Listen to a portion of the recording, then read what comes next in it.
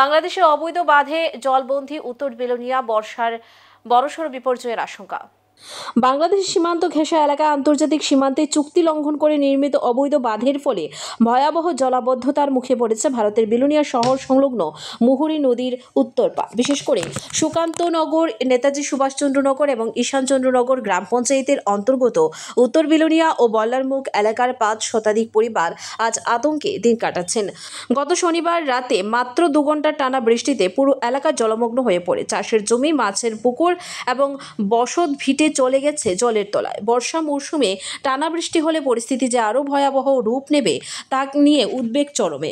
জানা গেছে, বাংলাদেশের সরকার মুহুরী নদীর ওপারে ভারতীয় সীমান্তের মাত্র 10 থেকে 50 গজ দূরত্বের মধ্য থেকে 1 থেকে 1.5 কিলোমিটার দীর্ঘ ও 15 থেকে 20 ফুট উচ্চতার একটি বাঁধ নির্মাণ করেছে।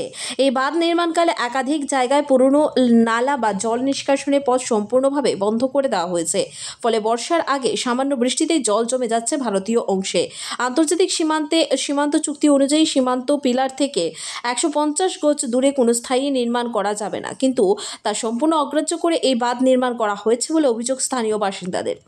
কি সমস্যা? আমাদের এখানে সমস্যা হচ্ছে যে মাত্র গতকালকের একদিনের যে বৃষ্টির জল বাংলাদেশের এই বাঁধের ফলে এখান দিয়ে যেই জল জমছে, এটা এখন এমন একটা পরিস্থিতি ভয়াবহ রূপ নিয়েছে।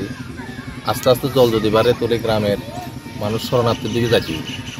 এখন আমাদের একটা দাবি আছিল এখান দিয়ে খালঘাটটা গিয়ে যে যদি জলটা যদি ওপে নদীর দিকে যদি নিয়ে ফেলায় তুলে আমরা একটু বাঁচতাম। অনেক জমি টমি ডুবে গেছে, ধান টান করছিল, এইদিকে সব ডুবে গেছে। এখন আস্তে আস্তে বাড়িঘরের দিকে উঠতে আছে।